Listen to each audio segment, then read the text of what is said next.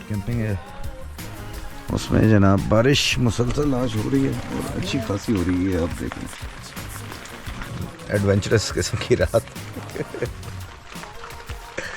सुकून नहीं होता ना घर पे, फिर ऐसे ही काम होते हैं। चले कोई नहीं। ये जनाब जुगाड़ है टेंट को बारिश का पानी जो अंदर जिप से आ रहा था उसको रोकने के लिए सीधा कर दिया, ज़्यादा ऊंचा कर दिया ताकि जिप का पानी जो है ना वो यहाँ पे ना ठहरे। हालात टेंट के जो है ना वो देख लें यहाँ पे भी, और ये पैच है यहाँ पे भी। बारिश जो है ना वो इतनी अभी तो खैर इजी हो गई है लेकिन पहले बहुत तेज़ होती रही है। यार अगर तक आपने अभी तक लाइक नहीं किया ना तो कर दो यार, देख लो कैसी मशक्क़तें करनी पड़ती हैं, और सब्सक्राइब नहीं किया तो वो भी कर लो।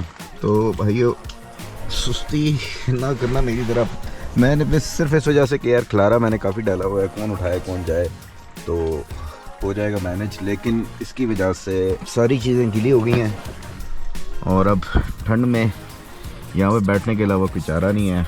बैठा हुआ हूँ और वेट कर रहा हूँ यार दिन निकले और फिर कोई जो है ना कोई और जुगाड़ लगाएं, सीन चलाएं।